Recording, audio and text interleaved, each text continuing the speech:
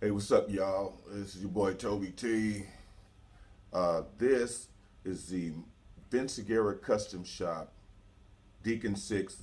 Let me remind you, this is a prototype. This is the first one he's ever done. And I'm so lucky to be the recipient of this one. Okay, we're going to go through some features real quick. I will be doing another video later to get you some sound samples. I'm being slowed down because I don't have my reference monitors here. They're sort of power surge, sort of fried them, so they're in the shop getting fixed right now. I'm going to run through it real quick. As you can see, there's the Vincigueera Custom Shop logo on the top. There you go. Fret wraps, baby. There's a custom 12th fret logo here, yin and yang symbol, as you can see, made out of bloodstone and onyx and bloodstone. There's a Coca-Cola fretboard, stainless steel frets. This is a one-piece flame maple body, as you can see. Very lovely, very lovely. The pickups are the Nordstrom dual blade neodymium pickups. Controls all good. Give you a quick layout. Volume, bass, mid, treble. This is a pickup balancer. I asked for 2 volumes, but he sort of forgot and made it a balance pot instead. But that's okay. That's kind of cool. I like it because right now I've played the bass for a week now and I'm really digging it. So this is a coil tap. So it splits. When you flip it down, it splits to the outside coils. It's supposed to be in the 70s J position, but not with this pickup slanted like this. We'll get more into that a bit later. And that goes into humbucker mode. So it's both blades on each pickup. So hip shot hardware, you know I'm a fan of the A-style bridges. I really like them. They're solid. They lock down. The adjustments lock down. And once you set them, you practically never have to set them again. Okay, what else? Oh, it's got the Nordy 3-band preamp as well. And in there, you can see his logo on the back. His custom shop logo, and battery compartment has a nice touch. The door's held on by magnets that are really strong. Comes out of dovetail, so it locks in. 18-volt preamp, and as you can see, a really nice touch. The compartment's completely shielded. Wow, shielded battery compartment, and you don't see a lot of those. Yeah, man, I've been playing it for a week now, and a wood battery compartment cover, not plastic. And I've been playing it for a week now, and man, it's killing. Oh, let me get to this other feature. As you can see the neck, people are going, what kind of wood is that? This is his resin impregnated ultra lamb light neck. This means it's just layers of wood impregnated with resin and pressed together under heat and pressure, and it turns into a really stable, really hard neck. Like, I tuned this bass twice since I've had it for like a week. It's been a week and a half now, I think. I tuned it twice, and it just doesn't, the neck is so stable, it just doesn't go out of tune. You know, once you break the strings in, it's pretty stable. Hip shot hardware, and yeah, it's got the little binding on it, little ghost binding. And yeah, like I said, this is a prototype, so as you know, I go through everything, the good and the bad, with everything I review. You know, I love this bass. I love the sound of this bass. I love the way this bass plays. But by it being a prototype, and he was sort of doing it as a tribute to Greg Kerbo, who made great basses. Uh, the balance is a bit off, so if you play this bass for more than say 35, 40 minutes, you start to battle a little fatigue from fighting the neck dive. The neck dive is not severe, but you know, it does catch up with you after a while because the horn here is a little short to counterbalance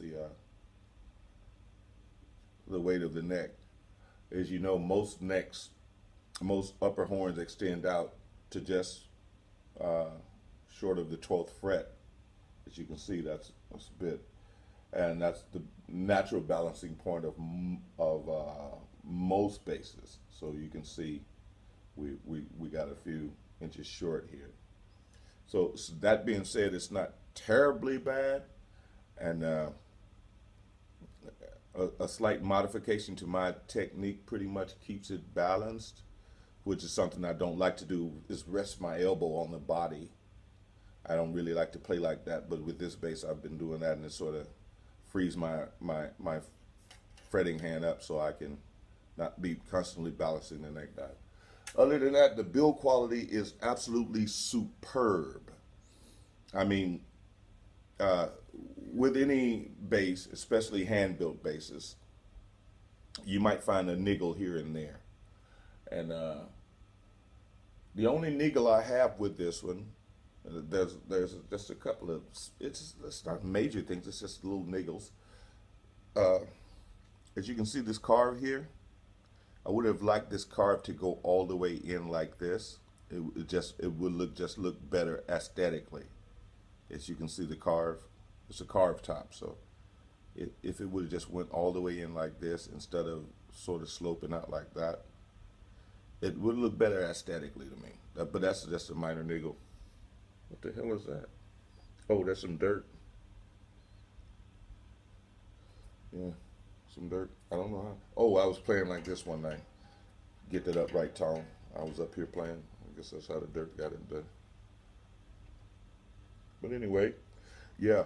And the only other thing is because he hand cuts all of his nuts, and he's quite a busy man. The B string side of the nut, the B string is just a tad bit high. Other than that, man, I mean, I'm pretty happy with the bass. It's pretty killing. The price was pretty nice. It was $4,500 US. So that's pretty nice for a hand-built custom bass with a few of my custom requests, such as the stainless steel frets and the custom inlay on it. So it's pretty cool, man. I mean, it sounds killer. I mean, it's got this sound. It's like it's hard to explain, but it's got this rich, just open sound where you hear everything. I mean, I do stuff on this bass and I'm just like, wow, is that really what it sounds like? I do it on my other basses and I don't hear some of the stuff I'm doing. But on this bass, man, it cuts through. It cuts through. And yeah, I like it a lot. So I'll be doing some sound samples later, but this is just a video to show off the bass. Oh, another couple of things. I wish a lot more builders would do this, but it came with a nice T-shirt, Vincigueera Custom Shop. Oh man, and the case. Ooh, the case is like a serious road case. I mean, I would show it to you, but it's over in the corner, like packed up with my other 6 cases, so I'd have to dig it out. But yeah, it came with a nice, all the tools necessary for setup. Nice Dunlap strap locks. They're growing on me. I used to hate them, but they're growing on me. And I'm very happy with the bass so far. You know, we're talking about doing another one, but yeah. So it's great, man. Oh, actually, I have a ramp that goes in here. You custom cut a cocoa bowl ramp out of same material cocoa bowl as the fretboard. You can see it there. That tape is just to protect the double-sided tape that's on there to stick it to the bass. And I just, you know, took it off to play it for a while, and then I'll put the bass the ramp back on, and I'll play it this week with the ramp to see which way I like it better, with or without the ramp. So yeah, man, it's a great bass. Check it out. Call Mark Vincigueera up, man. Vincigueera Custom Shop online. Check him out. Call him up. He's a USA builder from Florida. Great guy. Like, yeah, he was really great, man. And he worked together with me really well, you know, as far as what I wanted and pricing and all of this stuff, you know, so, and payment, because, you know, everybody knows it's kind of hard to come up with, you know, close to $5 grand at one pop. So I sort of paid him over the course of like 7 months in installments, and he shipped it to me on a Friday, and it arrived at my door on Sunday, and 9:30 a.m. Vincigueera Custom Shop, and it's a killer. Those of you who know that I am endorsed by Nordstrom. I endorse Nordstrom pickups and preamps. So there you go. Vincigueera. Oh yeah, you didn't see the logo on the pickups. That's Carrie Nordstrom's logo here, the Nordy logo, and the Vincigueera, because I think these are custom wound for Vincigueera. Yeah, man. So wow, great bass, man.